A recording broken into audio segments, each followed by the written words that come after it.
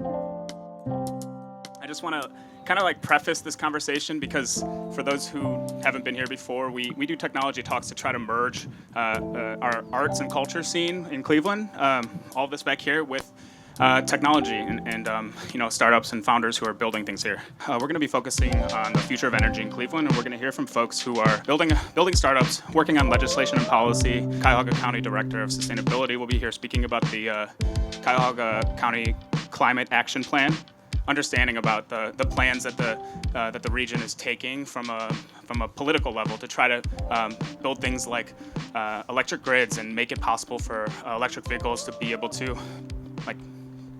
exist here. So with that being said, welcome to the first Tech Talk. And thanks, Polly. Yep. Thank you, Polly. All right. Well, my name is Randy Cole. I'm with BRITE Energy Innovators. I'm an expert in residence there, which is a misnomer, but I do my best. I try to help really bright people do their things.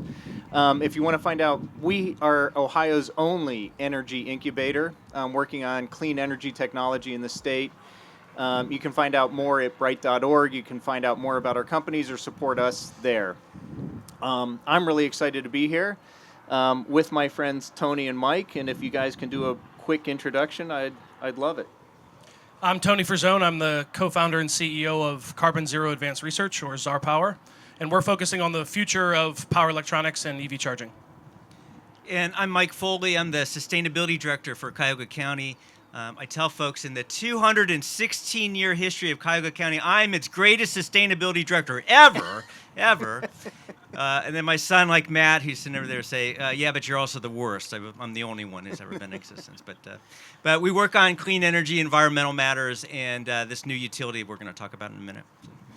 It's very excited about all of that. I would just like to frame the issue, guys, and why we're talking about this topic tonight. So the president has committed to 500,000 new EV chargers, right? We all use more electricity in our homes than we've ever used before, right? So everybody's focused on what's coming out of the cord. But what's going into the cord? What's the supply of that power? Where is it coming from? And let me give you a couple stats. So guys, do you know how much of our U.S. energy supply comes from nuclear power? It's like 19, 20%, something like that. Okay, well, that's what you do when you ask questions to experts. 20% of our power supply comes from nuclear power. The average age of a nuclear power plant in the United States is 40 years old. One was turned on in 1996. One was turned on in 2016. So that age is not getting younger. All right, I've got another question. My wife and I played Jeopardy after we put the kids to bed. So I'm really used to this type of question. So, okay, here we go. How much U.S. power is produced by coal-fired power plants? Oh, Tony's ready to answer. Mike, do you have this? Oh, I don't. So it's about 45 natural gas and whatever the remainder is after nuclear, and some small amount of. And he took too long. Okay, Tony. 20 to 22 or something like that? 20%. So 40% of our U.S. power grid, there are 224 coal-fired power plants in our country. 173 of those will come offline by 2030. So 20% is nuclear. We stopped building them a long time ago. 20% is coal, and we're taking them offline. So everybody's plugging into the grid.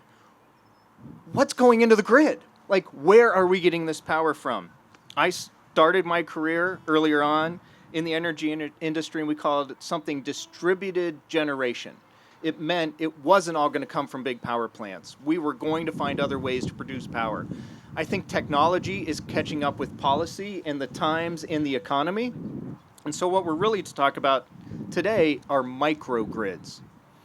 And I'm working with a company right now at BRITE that's called Sky Solar. And they want to put solar panels on hangars at airports to extend where the grid is through that space, through those open spaces, and add more capacity in. So I want to hear from you guys what you're doing and how it's happening. So Let's get into some questions, and they've got to be real questions and answers. I've heard what happens on the rooftop stays on the rooftop. Yes? Yeah. Okay. So what happens on the roof stays on the roof. All right, guys. Either of you can start with this. Yeah. But what are the main advantages of implementing a microgrid compared to those old generation nuclear, coal-fired, gas-fired power plants that are someplace we don't even know where they are, and somehow the power gets to where we want to use it? What's the difference between a microgrid and that system? Mike, you want to take that? Sure. So microgrid is basically it's an ability to island off the larger grid. I mean, so the grid is this national machine basically, and it's ancient and it's old and it's creaky. It's pretty amazing, right? So it actually provides a lot of power most of the time. But when you get storms, when you get people running their cars into telephone poles or power poles or other, cybersecurity hacks, then it becomes fragile. And so one of the things that's important about microgrids now, and it's become kind of this industry, is becoming this industry, is it's an ability to island off the larger grid, keep power up with local generation. So you're using either local solar, you're using maybe local nuclear, maybe you're using natural gas generation plants, local battery systems. It's a way to keep power up for customers when the larger grid goes down. So it's really important, as especially for businesses and for residential customers. It's a way to keep power up when the power goes down in this fragile kind of increasingly fragile grid system that we have. Tony, do you have a take on what a microgrid is? Yeah, I mean, the only thing I would add is just kind of be really clear. The grid has been a tremendous engine of progress for the last 100+ years. The problem is it was not remotely designed or built for what we're asking it to do today. And so, that's a lot of the problem, is there's no way to conceptualize, where we're at right now as a civilization 100 years ago or even 70 years ago, right? So this wasn't designed or built for what we're asking it to do today. And then a lot of the other problems is just it's old and expensive, and there's a tremendous amount of cost. It's a really complicated beast. I think these numbers change all the time, obviously, but there's 5.5 million miles of transmission and distribution lines across the country, right? A lot of them are 25 years old or older, right? So this is a very, as Mike said, this is a very complex system, and also one that's pretty fragile, right? So regardless of your kind of vantage point on energy or climate, the cool thing is this is one of these rare opportunities we have today to really rally behind one thing, regardless of your political persuasion or background, right? Because I've never met, at least, maybe you guys will prove me wrong here, but I've never met someone who's I'd really love to have my AC go out at 102 degrees in the summer, right? So it's that resiliency, microgrid building resiliency into communities is what I think it's really all about. Tony, you walked right up to the edge there, because you said 100 years ago, 75 years ago, you mentioned 25. I have a 26-year-old son. If you threw in 50, you were done. I was going to have somebody cut off your mic. So, watch the ages and years you throw around out there.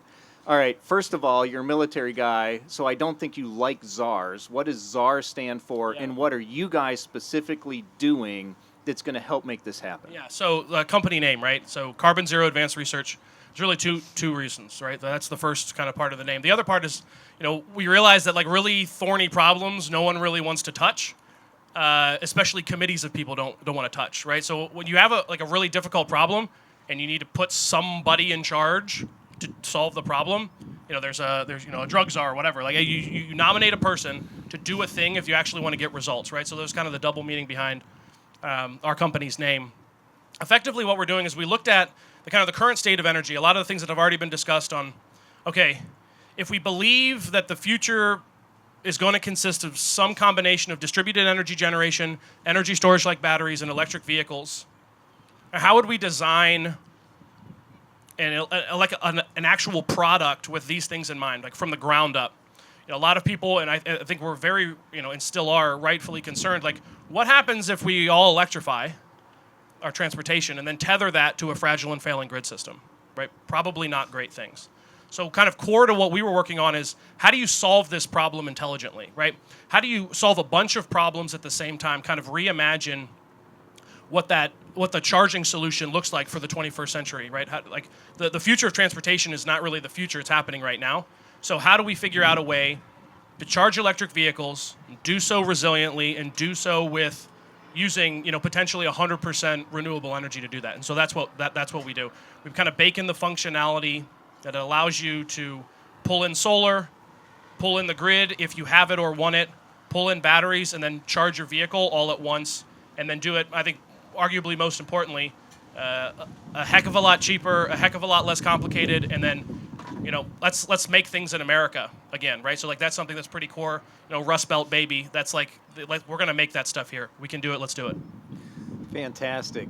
Well, as a father with 5 children, I like Rust Belt babies, and I'd like to keep them here and not have to fly to Arizona or Texas or someplace else. And like one of the things I've seen, right, renewable energy, it's taken off in the West and the Southwest, but then we saw how when there's a lot of reliance on utility-sized solar or wind, like Texas, right, they were having blackouts, they were having brownouts. That's happening. And it's almost, to me, the acceptance and adoption of clean energy almost has that kind of range anxiety that EVs do, right? Where, if we go this way, we're going to have more problems than we have today, which again, we're turning off nuclear, or it's aging, we're turning off coal. So, you gave a great example of how this works, Tony, but Mike, we're here. We're in Cleveland. We're in Cuyahoga County. We're in Northeast Ohio. What steps are you guys taking to make this work differently here than it does in those other places where kind of we've heard some of those bad stories? How are we going to do it better? How are we going to do it in the CLE? So I should say, the stuff that Tony's working on is really cool. And there's a lot of really smart people who are thinking about the technology and the engineering and kind of the grid of the future and the technology of the future. And I think the engineering and mechanics of this stuff, it exists, right? But one of the problems is just the regulatory framework. So, we live in Ohio. First Energy is our utility. I hate, look, I work for Cuyahoga County. I shouldn't say this out loud, but they're awful, right? So it's one of the reasons why we at the county, we've been just really, really frustrated with trying to adopt and incorporate more clean energy into our local grid system. So a couple years ago, we looked at our county charter. We're a charter county. We said, gosh, can we do this any better? Can we create a regulatory framework, at least, where we can put more clean energy in the grid, do microgrid systems? And because we're a charter county, we've got more flexibility than a lot of other places do, both in the state and in the country. So we've created our own utility now at the county level where we're just going to work on microgrid development for the foreseeable future. We've got some projects that we've got lined up in Euclid and Brooklyn, out by the Arizona. We just got some money from Senator Brown to help design a microgrid district out by the Arizona area, by the airport. There's you think about places like the Bedford Auto Mile. You've got 24 auto dealerships on Bedford and within a mile who are all going to be selling electric vehicles pretty soon, right? And they want to make sure that when they're selling electric vehicles, their power's up, right? So we think that at least what we're doing is pretty unique. I was at a conference in Anaheim. Microgrids are a thing. I mean, there's really big companies who are working on microgrids right now, and they are frustrated with the larger utility system and structure. And it was funny, there's 400 people at this conference. I'm walking down kind of the hallway, and some guy who I'd never met before came up to me and goes, hey, Mike, what you guys are doing in Cuyahoga County, it's really cool. I think you've kind of cracked the nut a little bit. You're like mini municipal utility companies or municipal utility lights. We think that's like kind of cracking the nut, and maybe that's something that other places will take up. I'm hoping that it is, because that means we'll be successful, right? But I do think there's some interesting things that we're working on that regulatorily, I guess, structurally, creating a distribution utility that just focuses on microgrids is something that the region will benefit from. So. That's fantastic. It's funny you bring up the muni utilities because, of course, Cleveland has one. But Ohio, Columbus, we've got Ohio Municipal Power, but as an association, but America Municipal Power Association is headquartered here in Ohio. So maybe that framework, and I think of the great work places like NOACA, Greater Cleveland RTA are doing in transportation innovation in EVs. We're going to have one of the most extensive EV networks here because of the leadership NOACA, as a metropolitan planning organization, has done to leverage federal funds and things. So it's that combination, right, of public-private partnership Mike, you already mentioned, regulatory issues, the PUCO, the big utilities, whether they're for it or against it, are all part of an issue. But, to either of you, what are the other challenges? What does it take to help make this happen? Because it can't be you two alone, right? It can't be two white guys on a roof. It's got to be more than that. So what do we do? Who needs to be involved? What are the challenges we need to overcome? I mean, part of it is this regulatory framework. So at some point, my gosh, 5-10 years from now, half the population is going to come home and they're going to have electric vehicles, right, or EVs, and they're going to plug their cars into a grid, and all of a sudden the grid is going to have to react to, 200,000 new cars in the region that are all plugging in at the same time. And so that kind of grid structure, that grid ability to accomplish it or take in all of a sudden that demand is something we're not ready for. So that's why I think this kind of regulatory framework for utilities is that hopefully we're starting and is going to be really important. But the larger utilities are going to have to deal with this as well. I mean, First Energies, the AEPs, the Dukes of the world are just going to have to be more creative, I think, and more ready and able to kind of accept that their 1950s utility model doesn't work anymore. And I hate to say it, but that's the model that a lot of utilities in this country are working under. So, Tony, your take on how do people believe that they can trust their neighborhood or their city to be part of a grid, right? The microgrid, instead of just paying a utility bill, turning on the light switch, and believing everything's going to happen. Like, what are the challenges to helping decentralized power or microgrids be successful in this country? Yeah, it's a great question. So first of all, I think there's actually a lot of magic 2 or 3 white guys on a roof can do together. I put in a lot of roofs in my life, and I think it's really 2 or 3 of any kind of anyone. Really, it's about the individual, right? So that's what I think we get a lot of strength from is. We're a pretty small team. My co-founder was, born and raised in China. I come from the Army, and so part of the problems that we were seeing, and a lot of the ones that were addressed here, was like, hey, no one's actually solving this problem. Like, smarter people, larger organizations, like, nobody was really taking up the mantle to like really get after this problem from like a technical perspective. So you asked a great question of like, what are like the individuals in the communities? How can they trust? And I think what I love so much about the energy transition that we're in right now is that this is like obnoxious and kind of cliche, but this is really for the first time in a very long time that individuals can take control of literally their own power, right? So certainly we think that community elements are better. My kids would consider that a dad joke. Yeah, the power, the pun game. Yeah, one dad to another. You caught up on that. All right. But I think whether it's individuals, I've got a couple of my brothers here who are much smarter than I am, right? So I'm looking at like the future of what, folks are individuals, right? These are they're just individuals who are making the decision, whether it's to build technology or to deploy technology, to vote, right? Don't underestimate the power of 2 or 3 or of any type of person or of an individual, right? Because that's like the only way that this thing's actually going to happen. From what I've seen, there's no like Superman. Like there's no person that's coming to save you somewhere in some like cigar smoke-filled room that have it all figured out. Like you have to do it. Like you have to go figure it out. Now whether you're motivated to do technology and start technology companies that can potentially solve this problem, or whether that's something that you want to work with your community and leaders in your community to help on a larger community scale, or whether you literally just want to take control or vote and take the power literally back for your own house, like this is something that this technology enables. And there's a lot of, I think, talk about, clean tech and make it way too political. And for me, it's like this is a tool to empower the individual to take control of their own livelihood in a lot of cases. But like if you care about climate or you care about energy resiliency or you care about saving money, these tools will enable you to do that. And it's very exciting. It's extremely exciting. Well, that just leads perfectly into my next question, which is we've got a beautiful audience, a smart audience. I've talked to people throughout getting ready for this tonight.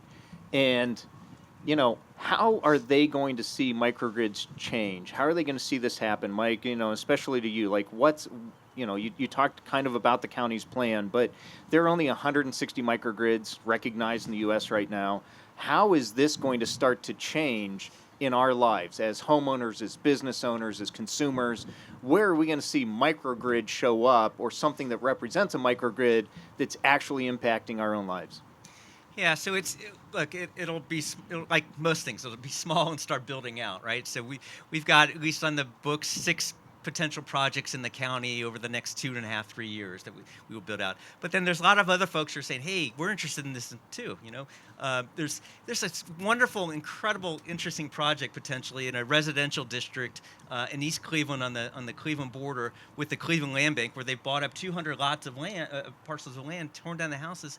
They're going to be redeveloping new housing there. And we're thinking, gosh, we could put in a microgrid. We could put in electricity, solar panels on every home, build in our own distribution network, tap into the transmission grid.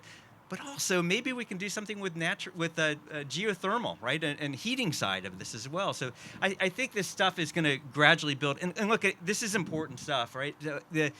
I think for our region especially, if you compare us, we are, climate change is going to affect us. We're going to be a warmer, wetter, wilder weather area. We're going to see, we've already seen almost 2 degrees Fahrenheit increase in temperature from the last 10 years versus the last 100. We're seeing like 6 more inches of precipitation from the last 10 years to the last 100. We're seeing 2 more violent storms a year over the last 10 years versus the last 100. So climate change is going to affect us, and we're going to have a resilient grid that can address it. But other places in the country are seeing a lot worse than we are. So the Southwest, the Southeast, just the South in general, temperature increases are going off the roof. Hurricanes, droughts, more violent storms. We're going to be a place where I think people are going to be naturally. There's this theory of climate migration occur, and the Great Lakes are probably a place where that's going to occur. So this is stuff that I think that we're going to have to be ready for, and we got to push the envelope on it and act fast on. Welcome to the North Coast. That's right. Right? That's right. Yeah. So Tony, what do you think about that? How are people here going to see that? How is CZAR's product going to fit into their life? How are microgrids going to be an impact on what we see or do every day? Yeah. So my response is, Mike, in addition to being much better looking than I am, he also is a much easier transition to the current way of doing energy to the future of doing energy. And I'm this maybe hurt somebody's feelings, but I represent a much more another path, right? Which is, look, you can get on board utility companies or whoever, or we're just going to replace you, right? Somebody has to drive the bus, Tony. Yeah, somebody has to. You're right. But who drives the bus and the tools to drive the bus are getting more and more down to an individual level, right? So yeah, somebody has to be in charge, right? But for us, it's you can play nice with folks like Mike, or you can get me. So I would play nice with Mike. So I guess my last question is, how can people get involved? I know how they can get involved with BRITE. BRITE.org. They can find out how to connect, invest, support companies like Tony's.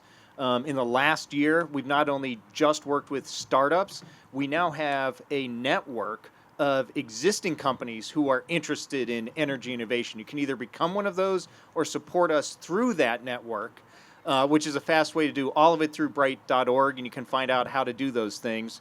But like Mike, Tony, what can the people here, so we talked about how it impacts them, what can they do to be a part of this energy transition, this transformation we're going through? Well, I do think under the Biden administration, whether your politics where your politics are at or not, but they put a lot of resource available, both for system level change but also individual level change. So the Inflation Reduction Act has a lot of money for tax credits for solar panels, for tax credits for battery systems, for tax credits for electric vehicles, right? And I think that's taking advantage of that stuff now while it still is here. I don't know what happens in 3, 4, 5 years from now, but taking advantage of that to the degree you can. Just your electric system in your home is eligible for tax credits, right? So taking advantage of the abilities that the federal government has put in place is really is important. But then secondly, people all work in some place, right? So you work with a group of folks. Your businesses are going to be really impacted by climate change, and they're going to need resilient electricity. And this region's going to need resilient electricity and clean electricity. So push the places where you work at. Hey, if we've got a roof, let's put solar panels on it. And let's talk to the county, or let's talk to someone else about putting battery systems and joining a microgrid district. The more pressure you put on places like the county, frankly, to get this stuff done, it helps me build things out, but it also puts more pressure on me to do stuff. So I'm Mike, okay with that. That's fantastic, because I was in a meeting today where somebody talked about their mother is a project manager who's excited about their energy technology, and as a project manager in a company made a suggestion. The boss loved it and said, we don't have a plan for our sustainability goals. So the mother, who's a project manager, took it back and is adopting part of the technology. It is all of us, wherever we are, 24 hours a day, right? This isn't just what can I do at home, what can I get? Like, it is thinking through that impact you have all through your day. Tony? Yeah, so like this is real. I think that's the biggest part of this whole thing. Like, we're real people. Come talk to me after this. Like, Randy and Rick, they run BRITE, right? Energy Accelerator. We're part of that accelerator. I'm in accelerators, the best accelerators in the world, energy accelerators on the East Coast, West Coast, Gulf Coast. And then there's BRITE, right? Like, this is a gem here in this region. There's a bunch of portfolio companies in BRITE doing amazing things. There's companies in this backyard, right? Like Land Energy, right? It's like right over there. My buddy Scott and that team, this is not like esoteric. This is not academic. This is not, well, maybe Cleveland can figure something out in 20 years. Like we're here. Like, it's a real thing.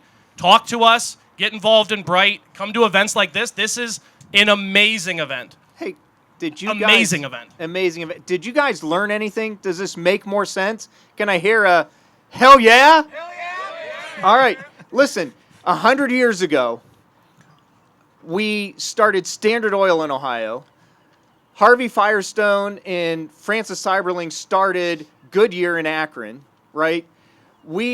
Thomas Edison was born in Milan. The first street light in the world was right here. The first traffic signal was right here in Cleveland, not far from here. We've led revolutions before. We've been a part of it. I hope you all are ready to be a part of the next one. Are you ready? Yeah. All right. Thank you for being here. Thank you. I hope you got something out of the panel. God bless you. All right, so I just want to say thank you guys for taking time to share your insights. I want to give time for like 2-3 questions maybe. If there's anything you want to ask, go forward. But I want to ask one thing, which is stepping outside of the clean energy box. What is it that everyone here can start thinking about as we, take the next steps in this space? What can we actually start doing from the perspective of being here in Cleveland to actually become recognized for this type of work? I mean, I know that I read the plan through and through, the Cuyahoga County Action Plan, and I compare it to some of the things that I see on like the national and the federal level, and some of the things that we do to kind of try to figure out, okay, here's what we're going to do and accomplish, but the milestone always gets pushed another 5 or 10 or 15 or 20 years. And so how do we kind of socialize it and make it something that makes sense for us when we leave home, when we leave here and go home? Oh, man. Plant a tree, put solar panels on your roof. There's like individual things I just kind of talked about. So, cool down your neighbor. Trees really are important. We're used to be the forest city. We've got less than 30% tree coverage in the city of Cleveland right now, under 20%. And the county's lost like about 6% of our tree coverage in the last 7 years because of development. So things like that. I really do think this. And I want to say this again. The Biden administration, what they put out there in terms of the Inflation Reduction Action, is really important. I've been the sustainability director for the county now for 8.5 years. In the first 5 years, it was just so difficult. We'd have these ideas, we'd have these aspirational goals, and now there's actual resources there to take advantage of. So if you need help, we've got a nice map now of everything that's eligible for the Inflation Reduction Act in terms of credits and rebates. And so if you want that stuff, give us a call. But look, and I think just talking about it and things like this are really important. I'm not, we put together a climate action plan. We're refreshing it this year, and they really are important. I don't want to spend all my time doing planning. That I want to do stuff, right? So the more stuff we do is the stuff that I think is the important piece. Thanks. Chandra? Yes, so 6 days ago, the U.S. Department of Energy received a ransomware request from the Russian hacker group blocked. And I was interested how your regulation design, are you working hand in hand with cybersecurity specialists to develop like design regulation and processes to mitigate this? So the question was, the U.S. Department of Energy received a ransomware request from a Russian hacking organization, and how are we, as organizations, how are we incorporating cybersecurity into what we're working on and what we're doing? Yeah. I was working on regulation. I was curious if that was part of the regulation. Correct. Yeah, it is. So it's, look, the Russians took down the Ukrainian grid a couple years ago, right? They've got, at one point the Vermont grid was in trouble, right? So that's a big thing, is like cybersecurity and protecting the sanctity of kind of all the stuff that happens inside of a grid. So one thing is, you try as they develop these things. We've got a cybersecurity plan. The Federal Energy Regulatory Commission forces us to have a cybersecurity plan. But also, you want to try to keep off the internet as much as possible when you've got switchgear going from here to here to here to here. The power goes down over here. You want to all of a sudden switchgear's got to pop right back up. But you want to keep that as kind of embedded within your own network as possible, and not be subject to kind of hackers on the larger grid. So those are things that we're working through. Mike said, "Don't be Vermont," apparently. But okay, I like next burning. question. Yeah. No, thank you. Great question. Does anyone else care? No? Oh, we have a Oh, we question got over one. here. We got one in the back. Yeah. So many care once you asked it that way. It's all in how you ask it. My wife tells me all the time, it's not what you say, it's how you say it. Yes.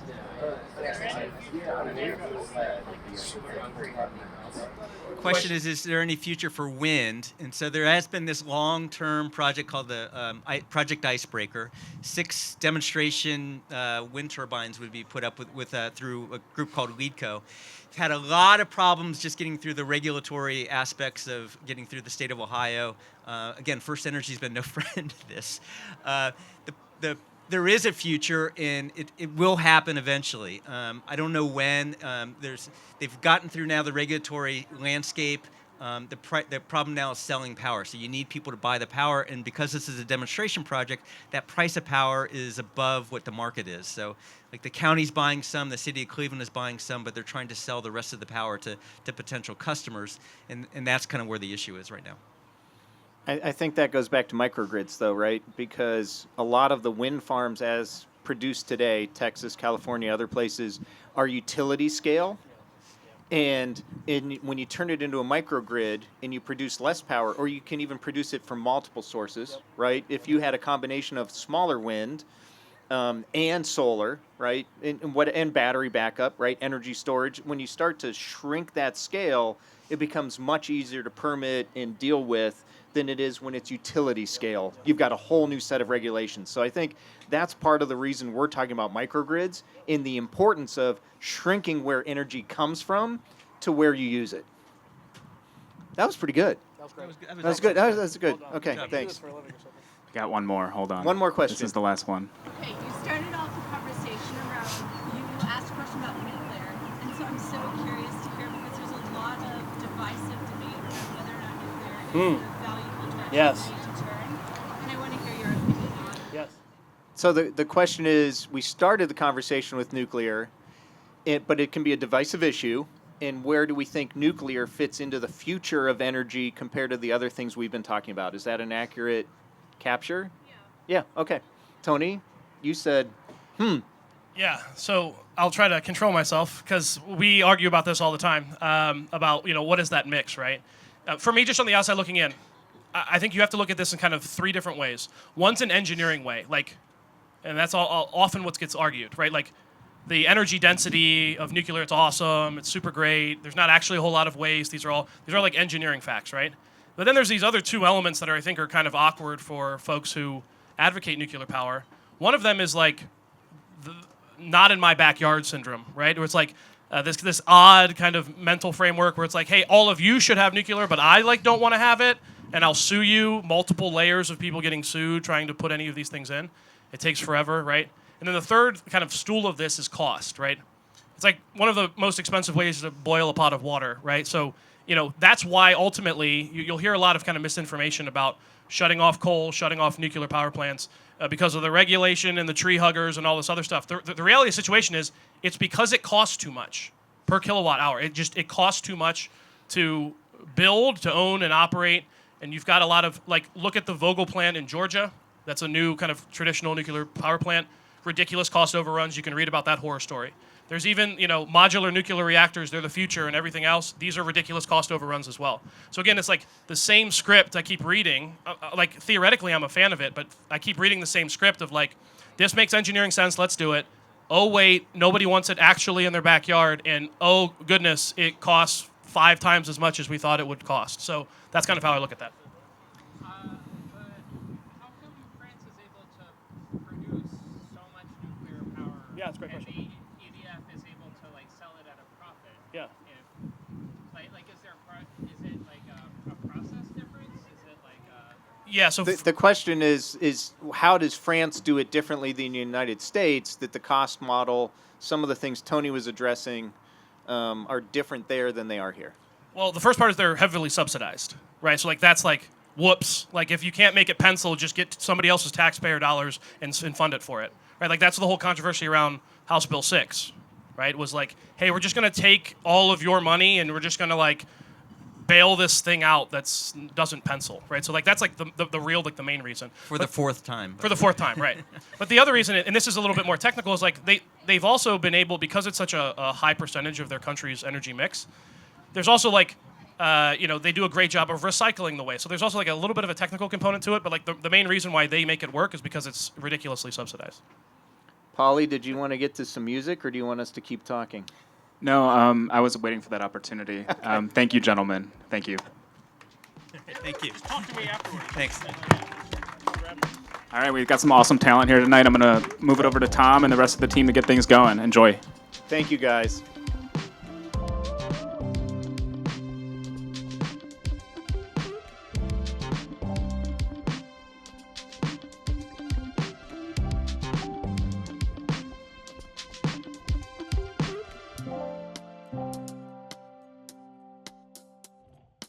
Thank